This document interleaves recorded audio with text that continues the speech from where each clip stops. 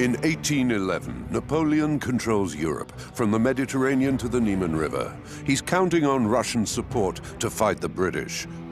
But Alexander doesn't approve of Napoleon's expansionist strategy, and irrespective of their treaties, allows the British access to his ports. For Napoleon, Russia's behavior makes it an enemy of France. Caulaincourt, his closest advisor, tries to convince him not to embark on another devastating campaign, but Napoleon will hear nothing of it.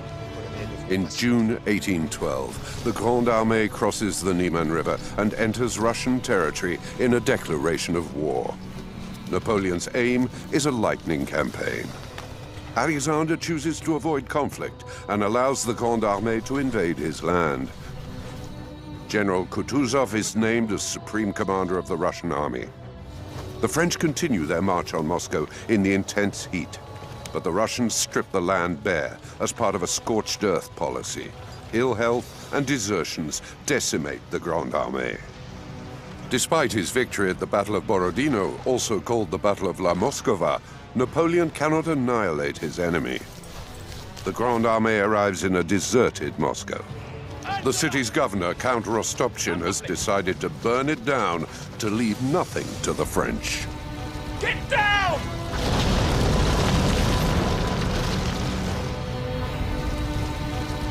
The Russians are ready to do anything to destroy the Grande Armée. The artillery is in place, the cavalry too. Lariboisiere tells me the stables are burning and the fire may spread to the arsenal. 400 crates of gunpowder? The slightest spark could blow the lot. We don't have a moment to lose. We have to leave the Kremlin. I am the first sovereign for more than 2 centuries to have conquered this fortress. There is no question. This isn't about retreating. It's about keeping you safe.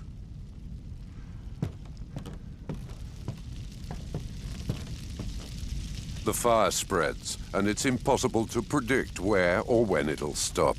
But Napoleon wants to prove his determination to the Tsar. Savages. Burning their city like this. This is not how a war is fought!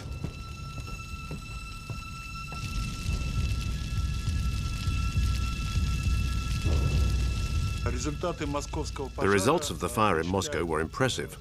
More than 60% of the wooden constructions in the city burned down. For 6 days, the flames are fanned by the wind and destroy the university library, palace, and theaters. They reduce countless wooden constructions to ashes: houses, warehouses, shops, and churches. The governor of Moscow, Count Rostopchin, writes to his wife, "By the time you receive this letter, Moscow will be reduced to ashes. Forgive me." Rostopchin undoubtedly was responsible for the fire of Moscow, and he actually ordered a number of his junior officials to set fire in various places in the city. It is based on the idea that you will deprive the enemy of accommodation, comfort, and you will also persuade him that this is a war to the death. The fires in Moscow were a catastrophe for Alexander I. Later on, he would say that it was a fundamental element. He said, "The fires in Moscow lit up my soul." It was a real trauma for him. In abandoning Moscow, Alexander loses the support of the Russian people and starts to doubt his generals. Devastated, he confides in his favorite sister, the Grand Duchess Ekaterina Pavlovna. Alexander,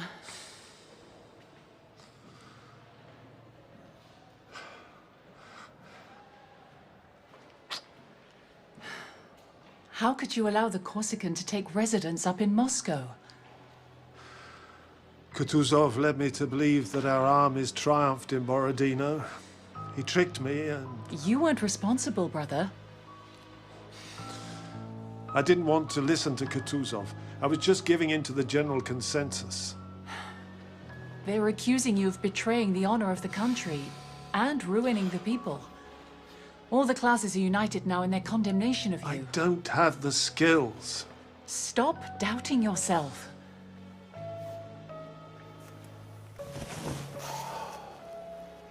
I am badly advised, badly served. and facing an adversary who has the whole of Europe at his disposal. Do you intend to abandon your empire to this scoundrel? That monster who wanted to marry me, to whom you almost promised my hand?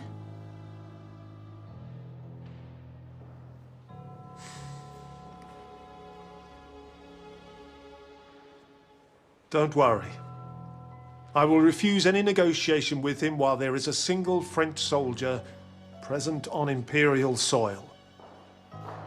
And if my dynasty ever ceases to reign, I will grow a beard. I will go and eat potatoes in deepest Siberia, because I love potatoes.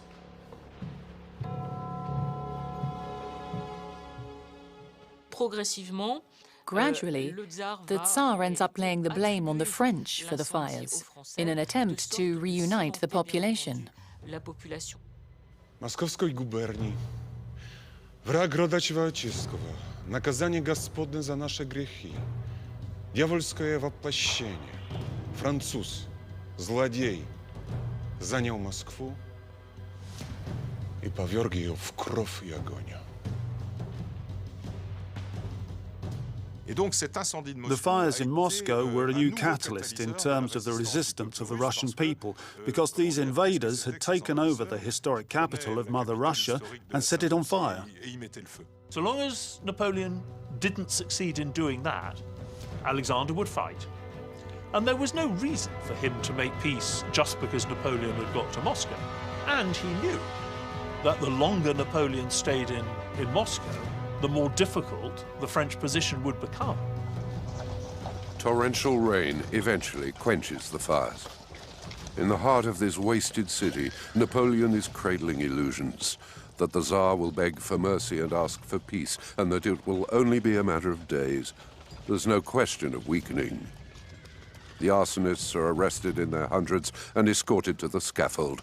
Convicts, middle-class bourgeoisie, Russian policemen, most of them plead innocence, but the order is given to kill with bayonets those who attempt to run away.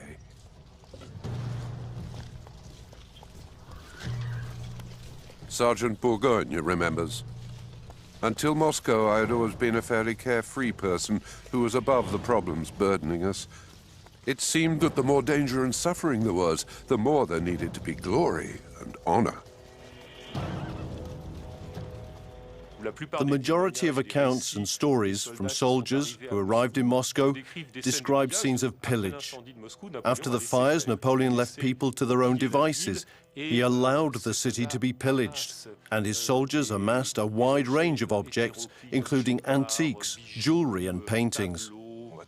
There was meat to be found, vegetables and drink, and there were a lot of stories that showed that the soldiers who were able to break into the cellars of the Moscow bourgeoisie found plenty of alcohol there, emerging completely incapable of doing their jobs as soldiers. Day 8 in Moscow, and no news of Alexander. Napoleon finds a way to contact him. Sir, Captain Yakovlev. Ah, Captain. I hear your family is one of the most respectable in the city. And that you tried to run away, but you didn't have time. You are well informed. In exchange for a laissez-passer for you, your mistress, and your child, would you please deliver this letter to your sovereign? I cannot guarantee that he will agree to read it. Do your best.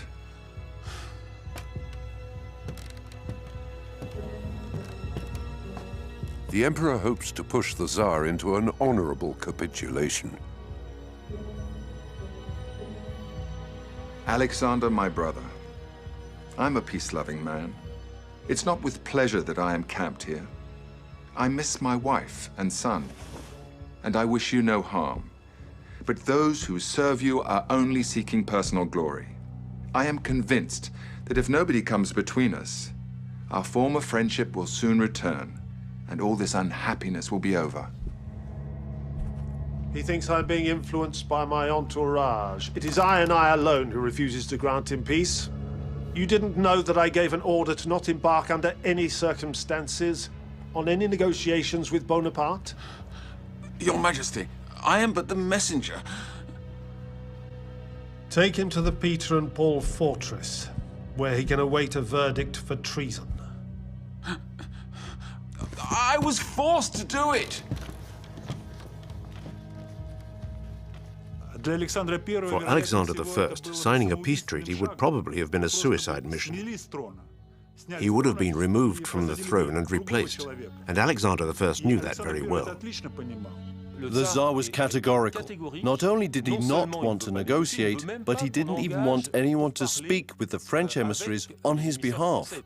And above all, Napoleon considered that having taken the historic capital of Russia, he had won the war, and now it was just down to thrashing out a peace treaty. While he waits for Alexander to capitulate, Napoleon manages French affairs from Moscow. He also organizes the daily lives of his soldiers to keep them busy and to lift their spirits. As such, he reopens the French theater in Moscow, but only for the troops stationed in the city. With Moscow having been largely destroyed by the fire, the majority of the soldiers have to camp out in the suburbs. Outside the city walls, they are much more exposed to the enemy and are attacked by partisans, helped by armed women and peasants determined to support their fathers and husbands and to avenge their brothers and sons. In terms of the partisans, there's only one thing you can say. They were army brigades made up of Cossacks and Hussars. It was the biggest force that had ever fought the French. The Cossacks came from the south of the country and formed communities of free men. They had preserved a certain autonomy and used unusual tactics inherited from the people of the steppes. They were used to harass the enemy, attack its flanks and rear guard, and to damage communication lines night and day. These tens of thousands of Cossacks inspired terror in their enemies and wore down their spirits like diabolical apparitions. Alexander still refuses to answer. What ridiculous stubbornness. He will regret this. I'm sending you back to St. Petersburg, Caulaincourt. You will see the Emperor Alexander and you'll make peace. He knows you. He will refuse to see me. He knows that time is on his side. Winter is coming. Oh, stop with the winter. The fall is milder here than in Fontainebleau. Don't count on it, sir. Winter will come, and in the state we're in, it will hit us like a bomb.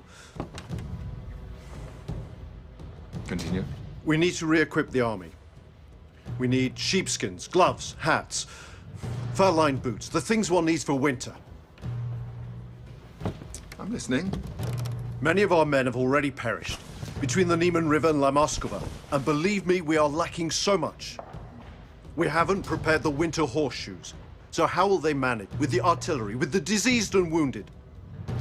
The weather is still good. Let us profit from it and leave Moscow. Leaving Moscow would be admitting defeat. I understand your scruples about meeting Alexander.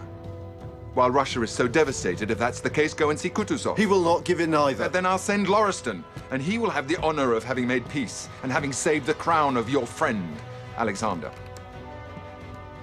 You're dismissed, Caulaincourt.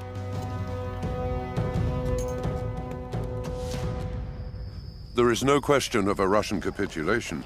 In sending the Marquis of Lauriston to negotiate with General Kutuzov, Napoleon hopes above all to save face and save his troops. Like Caulaincourt before him, Lauriston had been the French ambassador in St. Petersburg. The Emperor, my master, would have liked to have handled Moscow, like Vienna and Berlin. But in setting it ablaze, your compatriots have destroyed the work of several centuries. Милые дамы, через несколько минут я полностью ваш.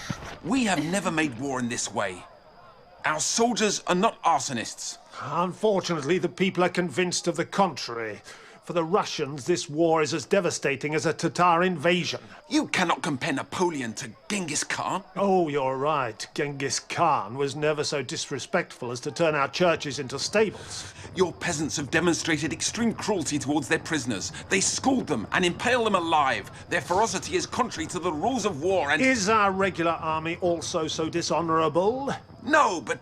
Alas, I cannot control the serfs. They need to be completely re-educated. Let us at least organize an exchange of prisoners. The Emperor sincerely desires to put an end to this quarrel between two such generous nations. Let us find a compromise. A compromise? Do you want me to be damned by posterity? This war cannot go on any longer. Let us try to conclude an armistice. Oh, I am absolutely forbidden from speaking that word. Three times Alexander refused to enter into negotiations, and it paid off. A battle-weary Napoleon was forced on the 19th of October to announce his withdrawal. Napoleon is not a complete idiot. He can add up the realities of military logistics, and he knows what will happen to him if he stays in Moscow over the winter and all his horses die, as they undoubtedly will. And he imagines, again not entirely realistically, what might happen in Paris if the emperor is cut off from his capital for 4 months at the other end of Europe.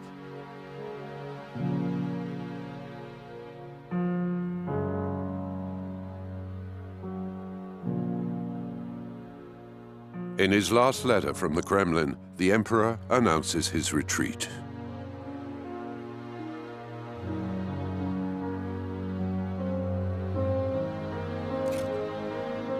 This letter reveals a man overwhelmed. He had arrived in Moscow at the top of his power, but he is leaving in a weakened state.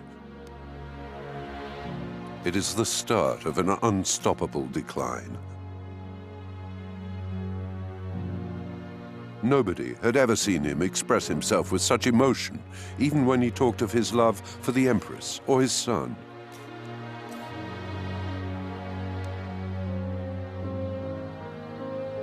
Moscow has floored him.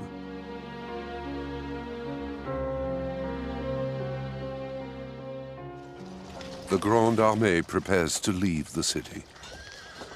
Among us, there was a young and attractive person who, it was said, belonged to one of Moscow's first families. In a moment of madness, she had become involved with one of our superior officers.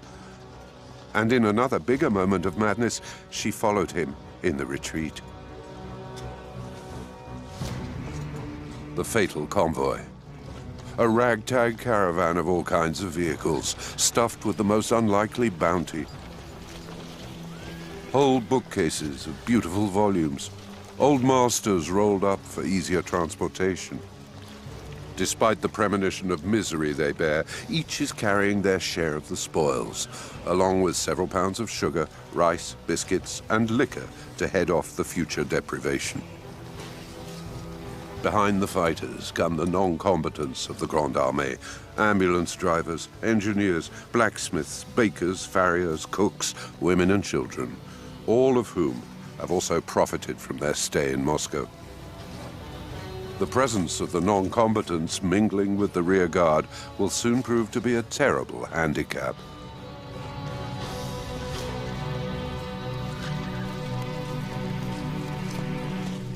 Kutuzov's strategy is, in a way, simple. He believes that the climate will help to destroy the French army. He knows that his Cossacks, backed by regular light cavalry, will force the French army to stay on the roads, make it impossible for the French to forage, and therefore doom most of them to starvation. And that was no doubt Kutuzov's masterstroke, obliging him to retrace his steps. And indeed, a few days after leaving Moscow, the soldiers were crossing the battlefields of Berezina that nobody had had the time to clean up. The remains of the Battle of Borodino. We wondered what had been the point of this victory, writes Sergeant Burgoyne, this battle already celebrated by the number of victims whose lives it took.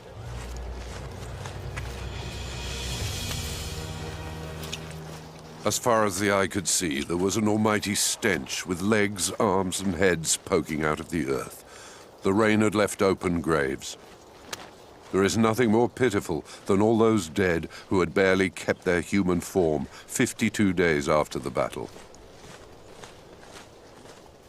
Grande Armée Dr. Heinrich von Roos remembers, Everywhere we camped, or on the road, when the wounded needed to get down from their transport or to redo their bandages, they were abandoned by cruel cooks, arrogant women with their newly found riches, or merciless brothers in arms. I saw some of them moaning and begging for help on the road. Like Armand de Caulaincourt had sadly predicted, the winter arrives without warning in early November. Temperatures fall below -20 degrees Celsius. The horses have not been shod for ice, and as a result, every movement makes them slip, and they become exhausted. The loads in the wagons need to be lightened, forcing the Grande Armée to offload their booty. Moscow is already little more than a distant memory. I think the Grande Armée was not prepared for the winter because Napoleon never expected to fight a winter campaign. Studies have shown that a combination of three factors, exhaustion, stress, and cold, wreak havoc on a soldier's metabolism. So much so that if they receive the equivalent of 500 calories a day, their body can only absorb a fraction. The harassment tactics of the Russians, combined with the weather and rationing of supplies, therefore accelerates the onset of malnutrition, amplifies the famine, and multiplies the number of those dying of hunger. From the start, he expected to defeat the Russian army within 2 months. That was the whole logic of his strategy. But he gets drawn into a longer campaign. On the ground, the men are freezing.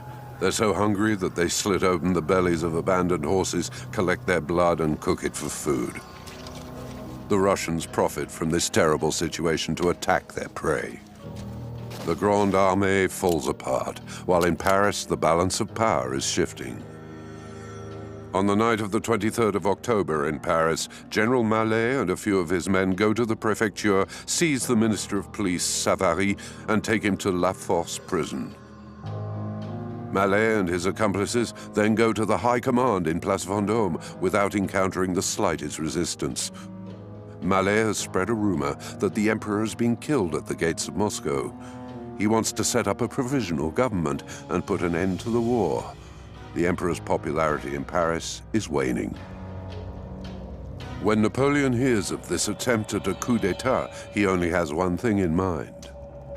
I must return to Paris now. I cannot allow emotions to spiral out of control, even if this business only lasted a few hours.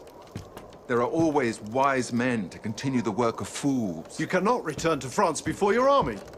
They were ready to sound the death knell at Saint-Roch to announce my demise. And nobody even thought to designate Marie-Louise as regent. And I have a son, a successor. But they have forgotten him, Caulaincourt. They have forgotten the King of Rome. While Napoleon thinks about returning home, the massacre continues on the ground. In mid-November, only 42,000 men remain of the 104,000 who left Moscow. The others have perished from hunger, exhaustion, and disease, or have deserted, some of the stragglers falling into the hands of Cossack detachments, and others dying in combat. Smolensk is no longer very far away. Napoleon hoped to pass more to the south, on the richer lands that hadn't been touched, where they might find food. But he was prevented from doing this by the Russian army, which forced him to return the way he had come, via Smolensk. They all hoped to find food and fodder for the horses in Smolensk, thanks to the levies imposed on the local population. The survivors believe that the end of their hardships is close. In Smolensk, Napoleon had given orders for provisions so the men would have something to eat when they arrived. But the troops he'd left there had already started on these reserves, which meant that there wasn't enough to fulfill the needs of the returning army. It's a huge disappointment. Starving and weakened, the Grande Armée has to leave Smolensk. It's but a shadow of what it once was, and the Cossacks profit from this vulnerability to attack its flanks. This constant harassment forces Napoleon to keep his surviving troops on a route that has been stripped bare. As for Kutuzov, he has 80,000 men in pursuit and is getting dangerously close to Napoleon's position.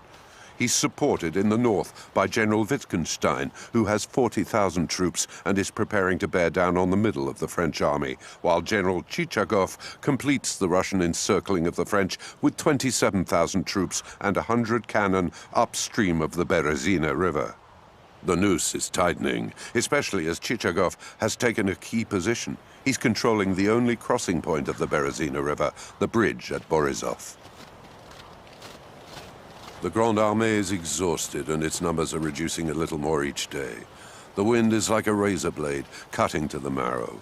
The ice seals their eyelids and their fingers stick to the metal of their guns. It makes their legs as fragile as alabaster. The joints in their feet and hands break at the slightest pressure, yet they feel no pain. To remove the clothes of the fallen, one cannot wait until their bodies are frozen stiff. More than one finds himself stripped before breathing his last.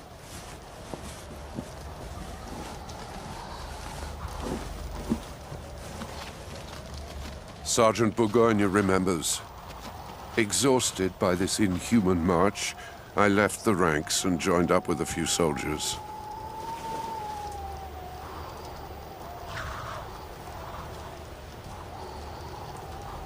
I had one potato left to eat. In a fit of selfishness for which I never forgave myself, I didn't share it with my friends who were dying of hunger. But it was frozen solid. My teeth slid across it, unable to take a bite.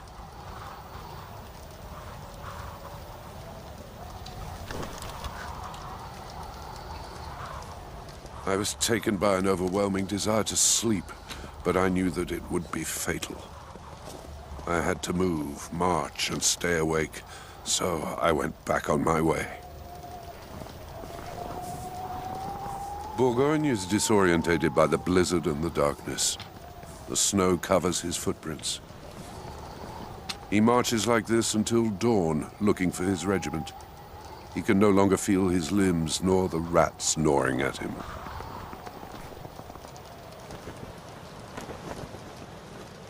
At dawn, he discovers the remains of a convoy and the hope of finding something to eat.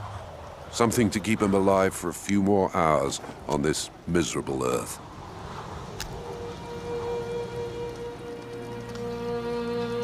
Подожди. Не стреляй.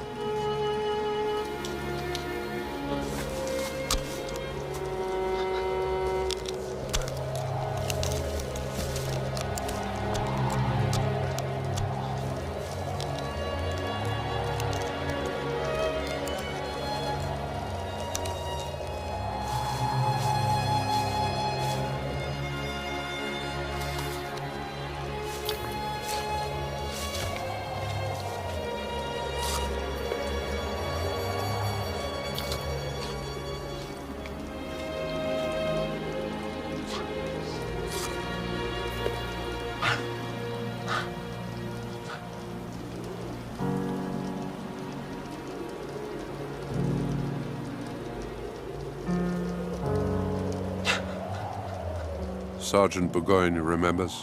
One has to have felt the rage of hunger to understand. We would have eaten the devil had he been cooked. Может быть, в плен возьму? Его хоть накормят. Hatred mingles with compassion. But the Russian soldiers are also deprived.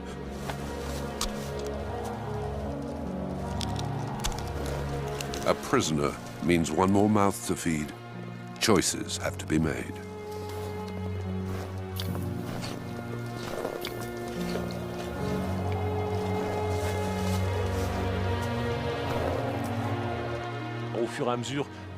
As the troops progressed, they left behind the stragglers and the sick, who were immediately taken prisoner. The prisoners' fates varied depending on their circumstances. Those who were lucky enough, if you can put it like that, to be handed over to the regular army were escorted east to stop them returning to fight. Others met an even worse fate. They had everything taken from them and were turned over to village communities. villages, who often put them to death. Alexander is shocked by these revelations and does everything he can to forbid such practices, promising a reward for soldiers and peasants who hand prisoners over to a civil authority to have them locked up. But the abuse of prisoners isn't just limited to the Russians. In Smolensk, 600 Russian prisoners considered unable to march are executed by the French. Alexander's getting impatient. He knows the end game is coming. The Berezina is his one chance, and he gives his men the order to capture Napoleon. The Battle of the Berezina is a battle that made a real impact on Napoleon's campaign. The name refers to a river, which was an obstacle for Napoleon's army. And Kutuzov thought that the Berezina would be the obstacle that would enable him to surround Napoleon and seize his army. The army that came from Moscow approached the Berezina River and hoped to cross it at a place called Borisov, where there was a bridge. Under orders from Napoleon, Marshal Oudinot boldly swoops upon the town of Borisov, capturing it without difficulty. But the Russians have burned the bridge, destroying the Grande Armée's only route over the Berezina and out of Kutuzov's pincer movement. They need another route, urgently. One of Marshal Oudinot's units lost on the other bank comes across a peasant soaked up to his armpits. They deduce there must be a place where the river can be forded nearby. They interrogate the peasant, who tells them that it is nearby the village of Studyanka, 8 miles north of Borisov. But Napoleon is not the only one to understand the strategic importance of the bridge at Borisov. Chichagov is defending the west bank with 30,000 men and 100 cannon. At the same time, Kutuzov is coming up behind the Napoleonic forces with his 80,000 troops. And he asked General Wittgenstein to complete the circle with a 30,000-strong force. But Napoleon predicts their charade. Oudinot and Mouton, you will discreetly advance your troops towards Studyanka. When night falls, you will build 2 bridges there. One for the artillery and the wagons, and the other for the infantry and cavalry. But, sir, if... Wait, Lauriston. At the same time here, downstream from Borisov, visible to the enemy, we will rebuild the bridge there. But, contrary to what the Russians will think, we won't use it. And while Chichagov concentrates most of his troops here, our troops will cross the river here, in Studyanka. The apparently helpless situation of the Grande Armée did nothing to disturb the Emperor's serenity. Everyone else was in a panic, writes Caulaincourt, but Napoleon was bigger than that. Hope intoxicated him more than the most terrible setback could drag him down. Napoleon had the great idea of using a decoy, which in fact worked very well, because he ordered Borisov to be retaken by the French and ordered a lot of ostentatious construction in Borisov to make the Russians think he was going to cross there. But at night, secretly, in the dark, he ordered the transfer of his men to begin, in the wake of Eblé's bridge builders, who were in charge of the construction of the 2 famous bridges at Studyanka.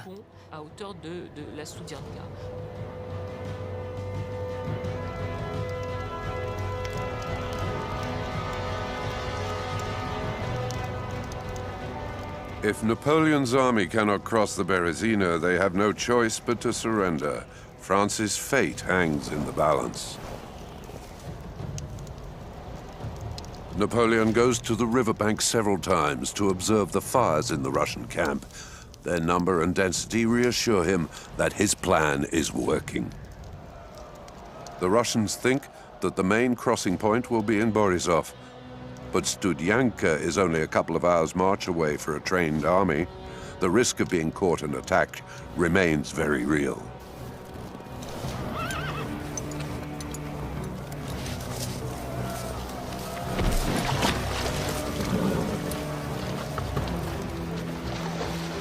The The western bank of the Berezina at Studyanka must be protected.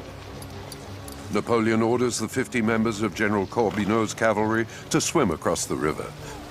Each horse also carries an infantryman on its neck. 400 soldiers join the brave cavalryman on makeshift rafts. There is a constant back and forth between the two banks. In parallel, the weakened Russian forces of General Kornilov are crushed by 50 cannon being directly commanded by Napoleon. The western bank is soon cleared.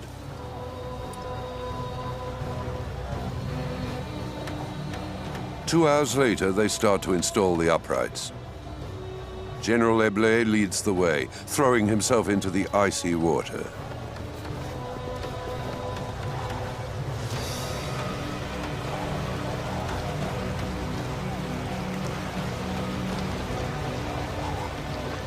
Eblé's heroic bridge builders remove their clothes and get down to work, ignoring the huge blocks of ice floating in the river.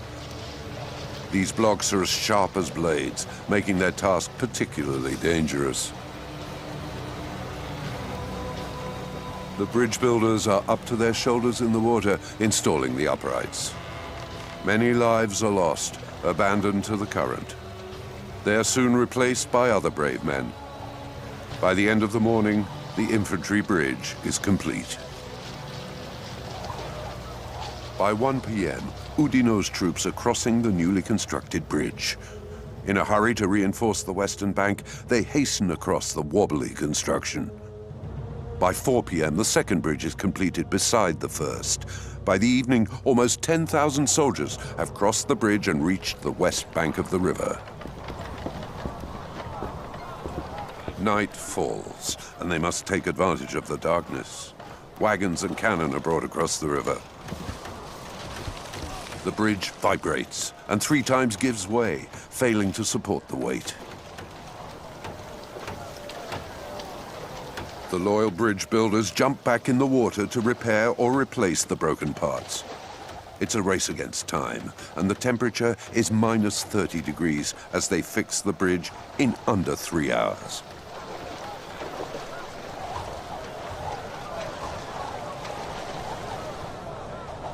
Napoleon and his general staff crossed to the west bank later on, continuing to encourage the never-ending flow across the bridge. This morning, Napoleon's orders were clear. Only ordered army troops are to cross. The rest, hawkers, stragglers, and non-combatants, are roughly pushed back.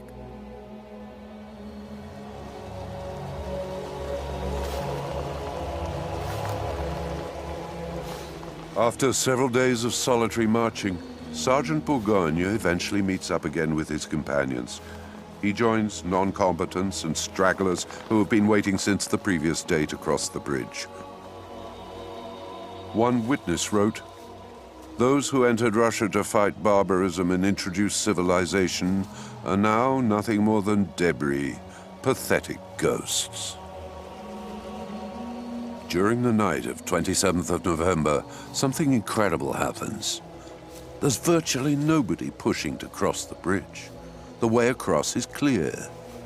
But an exhausted and feverish Bourgogne is asleep beside a fire.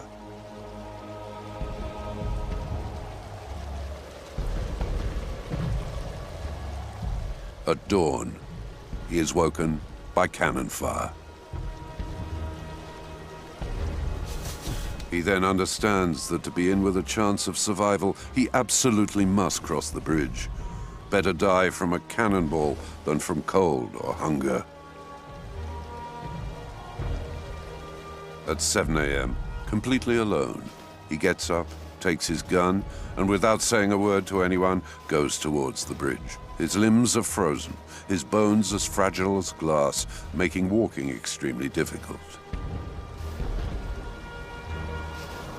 Sergeant Bourgogne remembers. "I saw women demonstrating admirable courage, tolerating pain.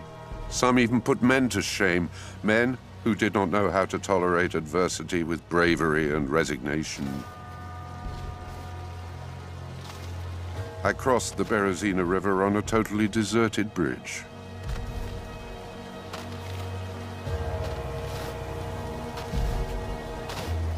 When I reached the other side, I saw on my right a large shack made from planks. It was there that the Emperor had slept, and where he still was.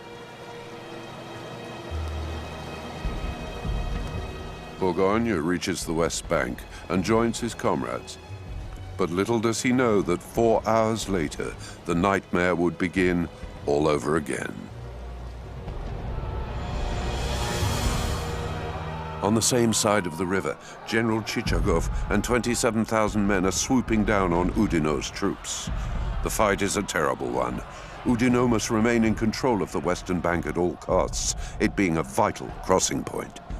At the same moment, on the east bank, General Wittgenstein is leading 40,000 soldiers to attack Marshal Victor's 10,000 troops. As the rearguard has stayed near to Studyanka, Napoleon's army is trapped. It is panic on the eastern bank. In the middle of the fighting and cannon fire, thousands of stragglers and non-combatants who have been waiting for 2 days race pell-mell onto the ramps leading to the bridges. Terrified men, women and children are shot down by cannon fire, trampled by horses, or fall from the slippery wooden structures. Grande Armée surgeon Baron de Larrey remembers, "The horror was everywhere. The strongest killed the weakest, who were crushed beneath the feet of the crowd. The air was filled with terrible screams. A few managed to swim across, but others drowned, and more still were trapped by the floating blocks of ice." The ferocious fighting continues until 11 p.m. to the sound of cannon and gunfire in a terrible snowstorm. At the end of one exhausting day, heavy with loss, the Russian armies are pushed back, and Napoleon controls both sides of the Berezina. At the Battle of Berezina, Napoleon took a decision as head of the army. It was the only option open to him.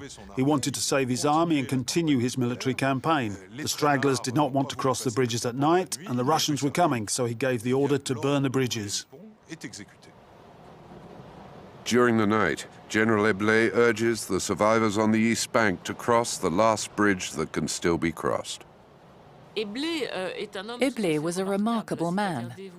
By that, I mean he was devoted to his cause, extremely devoted to the emperor, but at the same time, he was a deeply humane person.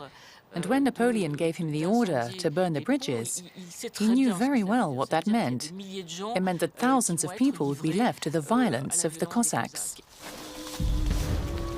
The fatal command: burn the bridges.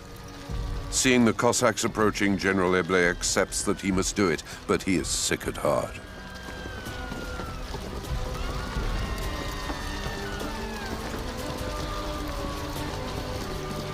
In the first flames, there is a mad scramble to cross the bridge. The stragglers are running all over the place.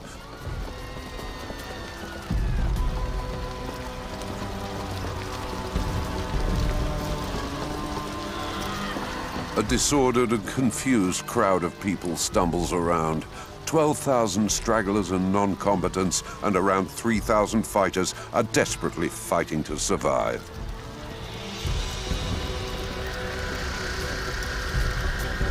As seen by the powerless spectators on the right bank, this is a spectacle of horror and suffering. It's a free-for-all, these unfortunate souls caught between two evils, cornered by the Cossacks who are not giving an inch and trapped by the flaming bridges. There is no way forward and no way back.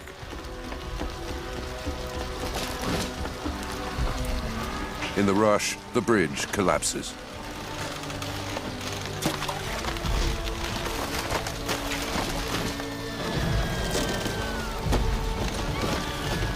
Men, women, and children are consumed by flames or drowned in the icy water. The death toll is catastrophic. Kutuzov missed his chance at the Berezina.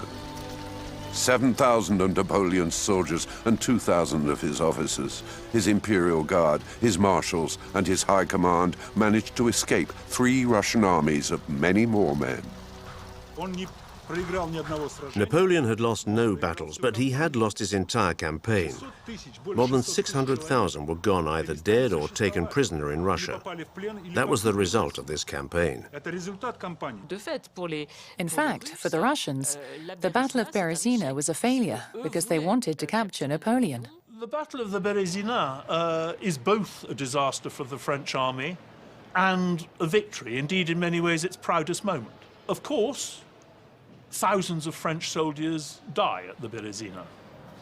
But what really matters is that the core of the French army escapes.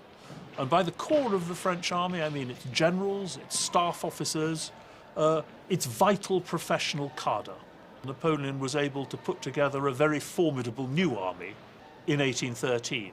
So it was a French victory of a sort. On the 5th of December, day 48 of the retreat, Napoleon, who can no longer bear not knowing what is happening in the capital, takes the decision to return to Paris. He orders Caulaincourt to accompany him. In 10 days and 10 nights, they reach Germany. After crossing the Duchy of Warsaw, they stop over in Germany. Incognito, they hope. As soon as I'm back in Paris, I'll reassure my people and explain to them the reasons for our battles. Caulaincourt.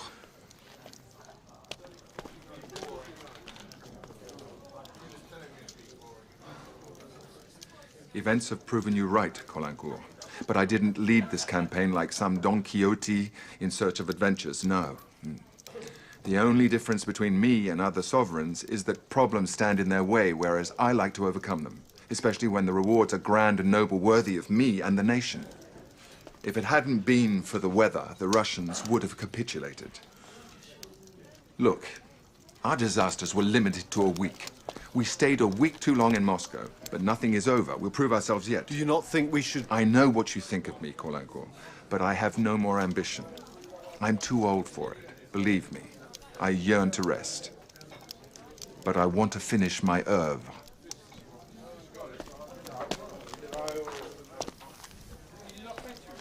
Übrigens.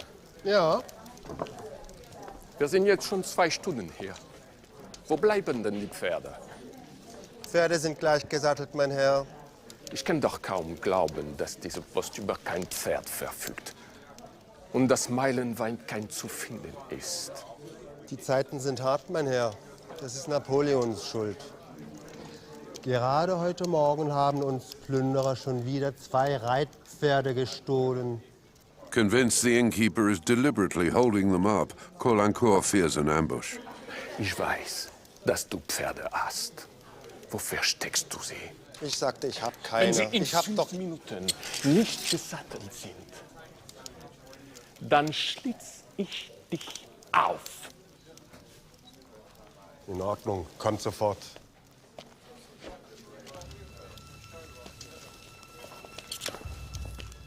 Three days later, Napoleon enters the Tuileries. Meanwhile, the Grande Armée continues to beat a retreat through the snowy, marshy and icy forests, still pursued and harassed by the Cossacks and Kutuzov's troops. The French population had no doubts about Napoleon after 1812. In fact, it didn't doubt Napoleon right until the end, until 1814. This was in part down to Napoleon being relatively popular. He was extremely popular even, but in particular, the people really trusted him. He was, after all, a man who had spent the last 12 years winning every battle he fought, so people thought that in Russia he'd slipped up because of the winter, despite it not only being down to the winter, and that the emperor would fix everything. The Russia campaign marked the start of the decline of the First Empire. 2 years later, the English would win the Battle of Waterloo, and France would be reduced to its pre-1790 frontiers.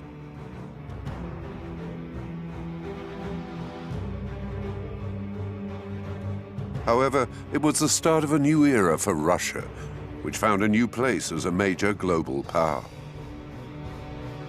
A year later, and this patriotic war had helped Russia forge a national identity that was celebrated by writers and musicians alike.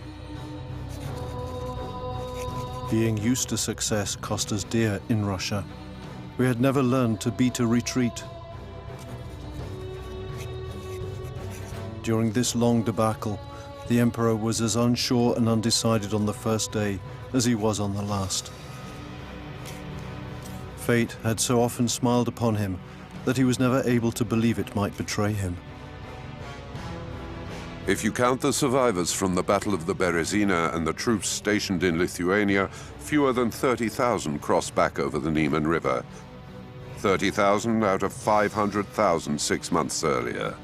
More than 200,000 soldiers from the Grande Armée died in combat, from the cold, from hunger, or from sickness. More than 150,000 were taken prisoner. On the Russian side, the losses were set at 300,000 dead, half of whom were killed in combat. Sergeant Bourgogne remembers. The Battle of the Berezina was not the end of our struggle. I was taken prisoner a short time later. The Russians decided to send us east, towards Siberia.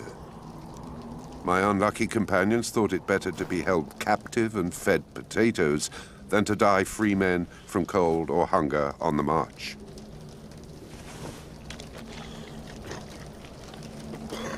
But I pointed out to them that it would be much better to escape their clutches.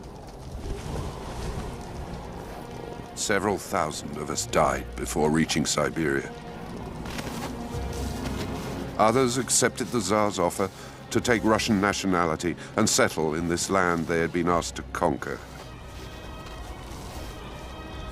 As for me, I eventually managed to escape. And in the spring of 1813, I arrived back in France.